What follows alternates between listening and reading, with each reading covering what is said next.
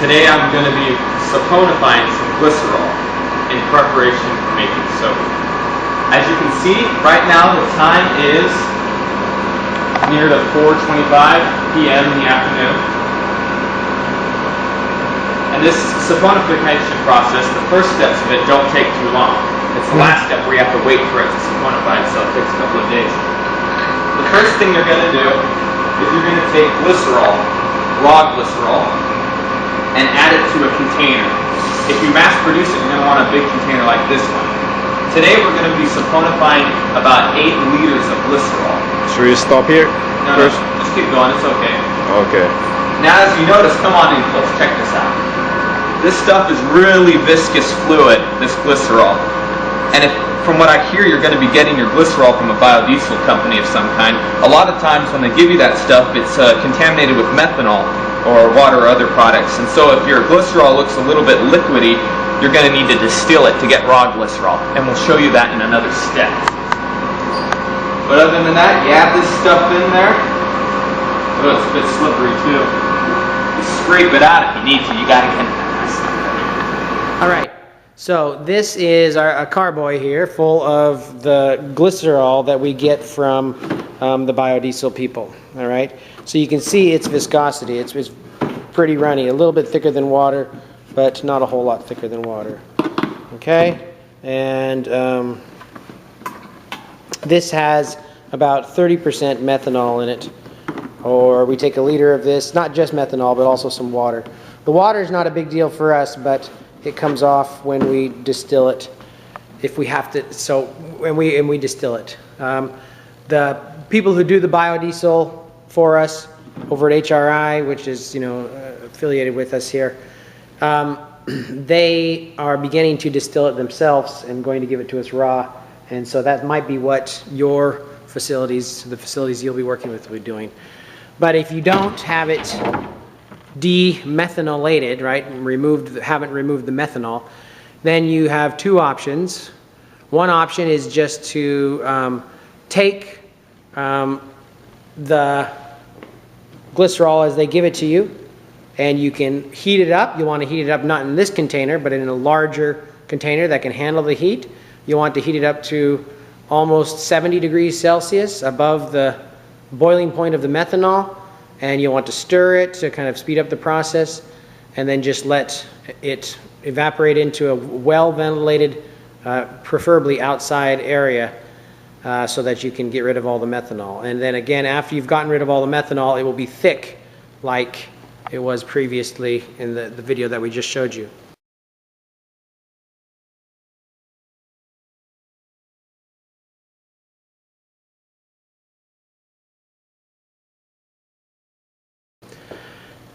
If you're in a situation where you're concerned environmentally that people will be upset about letting that into the atmosphere, then you'll have to set up a distillation apparatus like this. Again, this is just glassware. You have, this kind of thing. It's hard to describe and expect somebody to just do it. You'll probably want to get somebody who's familiar with this sort of a setup. But if you buy a distillation apparatus, you'll see that all of these seals have to be greased with stopcock grease. You want to be sure that you have water coming through this still here, right? The water cools and this is our heating mantle, so this will get hot. You don't need it boiling. You add boiling chips as well. So this is kind of a little bit of a complex process, but these are a few things that you'll do and then in the end you're going to recover the methanol here. And you could reuse that methanol to a degree, but again it's going to have some water in it, so it's only going to be about 80% methanol, and you're going to want to try to make sure your methanol is at least 95% methanol that you use for the biodiesel. So if you mix a little bit of this with 100% methanol, then you could end up still recovering that methanol. Anyway, so this is the distillation setup if you were going to need this sort of a thing to keep the methanol out of the environment. And if it's a very small amount of methanol relatively, so if it's okay, then you can just kind of also heat it to the open air and remove that methanol that way.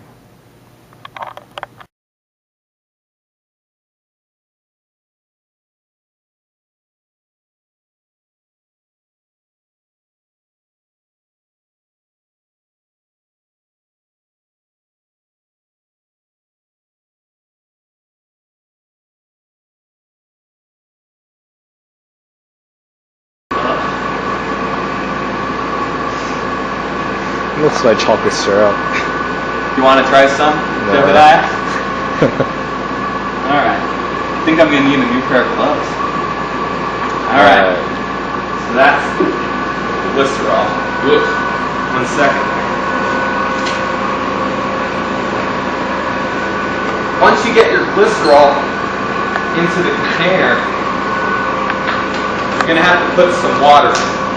Normally, here at the BYUHawaii labs, that's embarrassing, we use distilled water. And as you know, if you use hard water from the faucets or from the sinks, you're going to get some kind of white milky sort of precipitate at the bottom of your soaps. We're going to use some hard water today. We don't think it will make too much of a difference. Alright. After adding these 8 liters of glycerol right here, we're going to add about 2 2/3 liters of water. So here goes. Here goes 1 liter into here. There it goes. There goes a 2nd liter of water. See, you can already see that kind of milky precipitate because we're using hard water right now. And then here's the 2/3 of a liter of water we're going to be adding in. Alright. Once you have your raw glycerol and water added in, you take our handy dandy drill. Yeah. And you just stir a little bit. Oh yeah.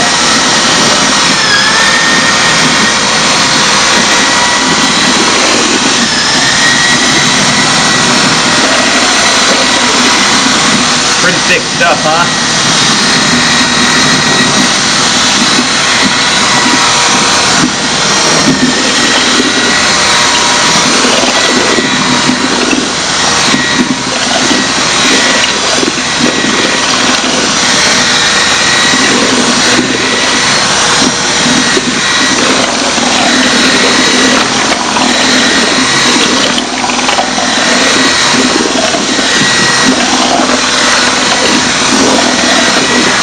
It's going to take a little while to stir this, so we're going to turn off the camera. We'll update you on the time. It usually takes about 5 minutes. Alright, you can see after we're stirring it, it's near to 4:30.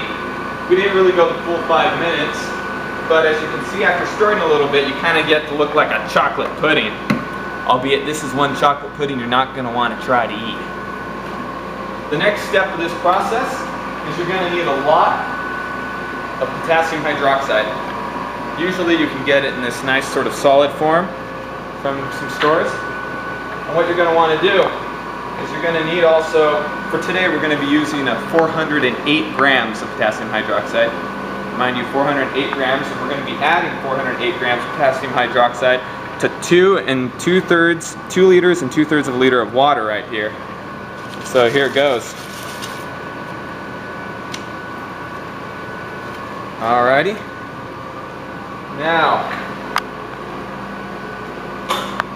you're also going to want to stir this up as well to help it speed up, because before you add the potassium hydroxide solution, you're going to want it to have completely dissolved in water, otherwise that's bad news bears for you.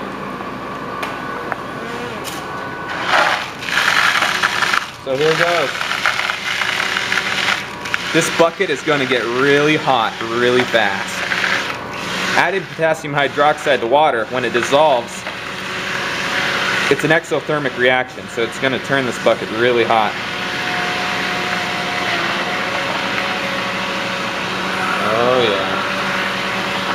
What do you think, Jebediah? Can you feel it warming up? Yeah, it's warming up. It's warming up. That's a good sign. That means it's dissolving.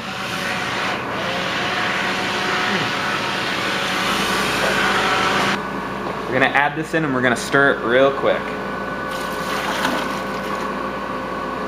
Okay.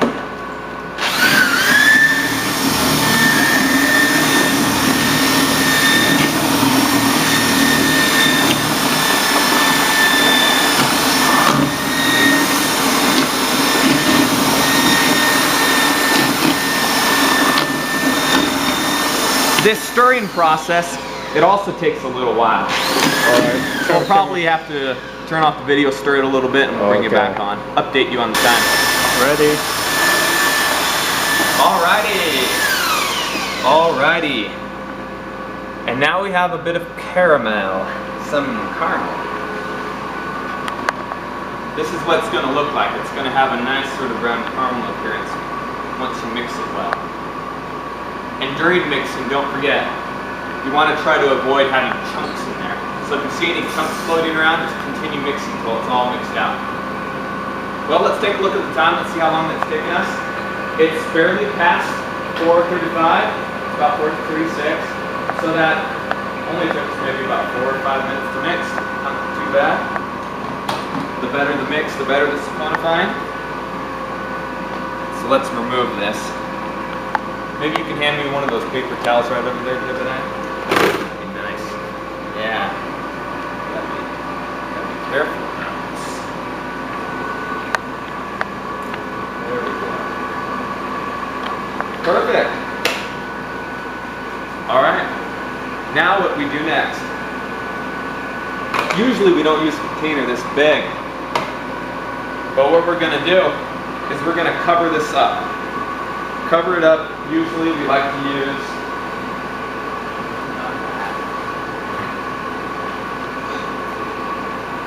we're pretty simple here, so usually what we use is just a little bit of some aluminum foil.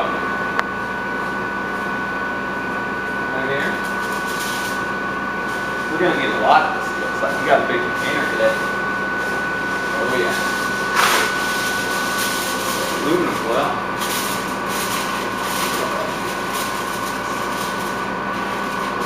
Make sure nothing falls into it. Contaminates this sucker. We're gonna cover this up for about 2 days and just let it sit there and saponify. And you can tell it's done. After 2 days, use a little pH indicator. It should be slightly basic, maybe around pH a high 9 or 10, 9 or 10 pH, and you know that your solution's saponified. But you definitely got to let it sit for at least 2 days. That's the longest part of this saponifying process. Yeah.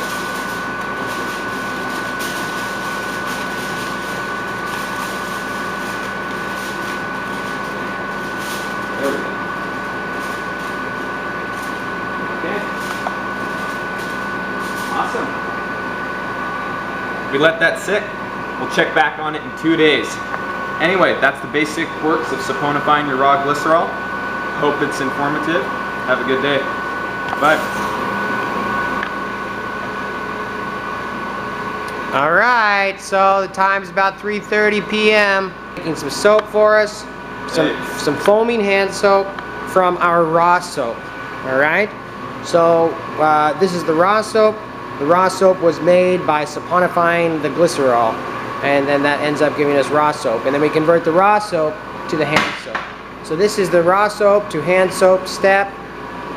We have our recipe here. This recipe, it makes about 7 liters. It says on there 2 liters, but it actually makes about 7 liters, and we're going to double it to make about 14 liters.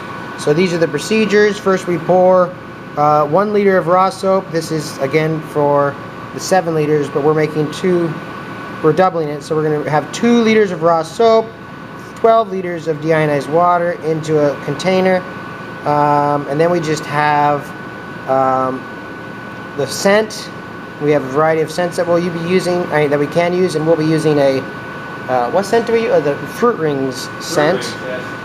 We mix it there, add the scent, add the coloring, and that's it. If we want it to be antimicrobial soap, We add triclosan, and that's fine. The problem with adding the triclosan is you can add the triclosan, but if you want to claim antibacterial property, then you have to have done antimicrobial testing and approved it with the FDA. If you don't want to claim it, if you just say it's in there, then it will be antimicrobial. And we have decided that we're okay without adding the triclosan, so we're not doing that in this batch. But you have to have that as well if you want to include have antimicrobial soap. So now Riley is getting out 2 liters, correct? Yeah, this part takes a little long, so. Yeah, this part takes a little bit of time because our spigot's small, right? Here, turn off the spigot and I'll just open it up and pour it out the top. Sure, we'll do it that way too. Here you go. You can hold on to this, film me doing that. There we go. Okay.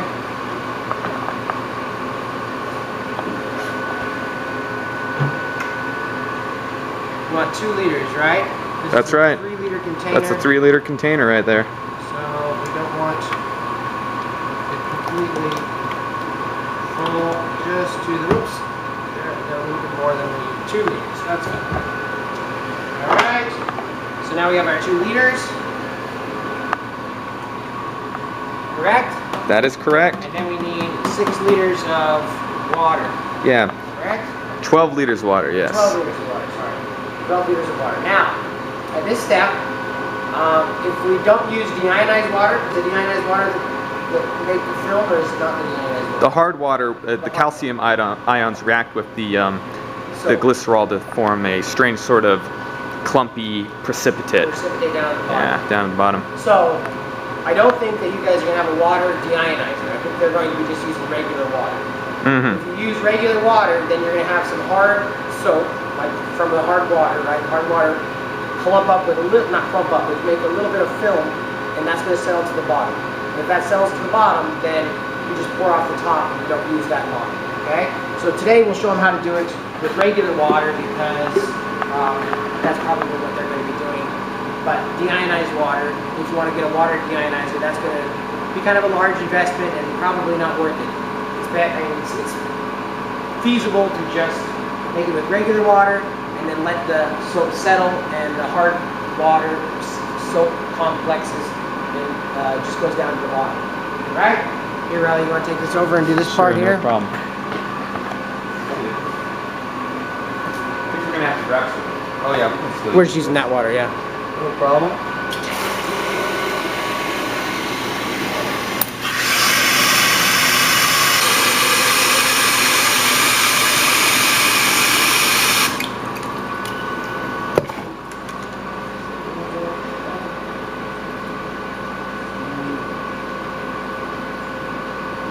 All right, there's the 3-liter mark. And that right there is 14 liters of soap solution, which we will now have to mix. And for this mixing, we use a chemical drill, like right here. A paint bit, right? Yeah, paint bit. There's a paint bit.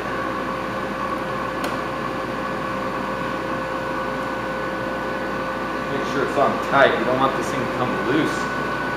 It's no good.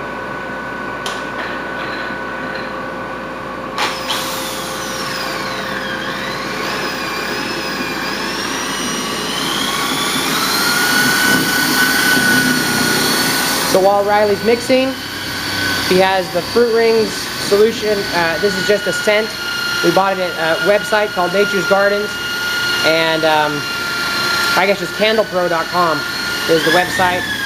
And this was about $15. We've used it. It's 16 ounces. It's enough to last for quite a bit of soap. You can figure it out. We had 1 milliliter of soap for every, 1 milliliter of scent, 1 milliliter of scent for every liter of soap. So here we're going to be adding 14 milliliters of our scent. 14 milliliters of our scent. Ready to add this in? It's ready. There it goes. Okay, the scent goes in.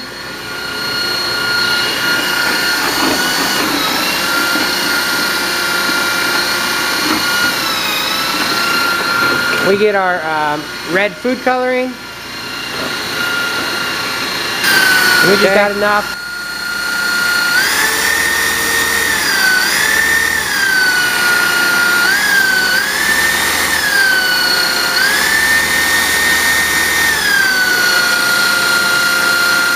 We got quite a bit of hard water, huh? Oh yeah. See, it's changing a little bit of color right there. When you stop mixing, it'll really turn a dark color. Right now it's really light because of all the foam.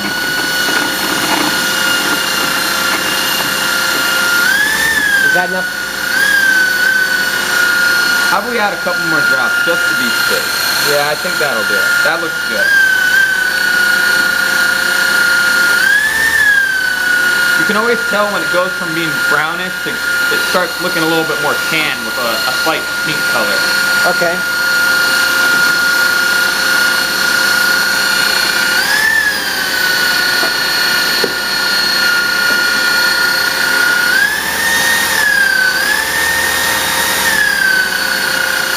Is that good? That's good. Alright, let's let her sit and just kind of wait for a little bit. All right, so we'll let this settle, and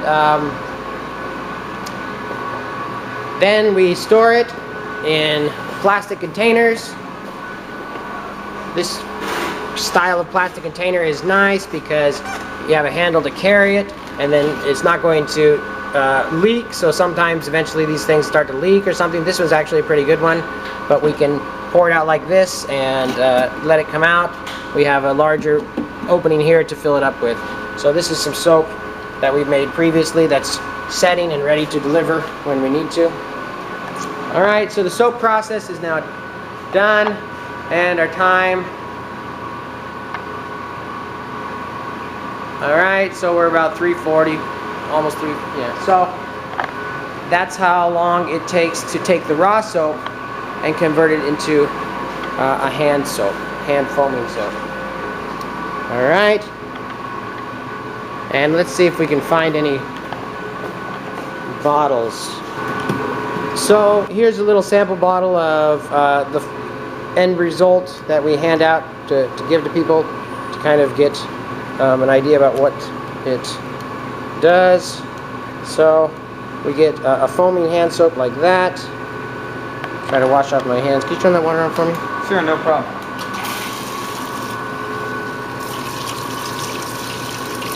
Okay, I got some red on me from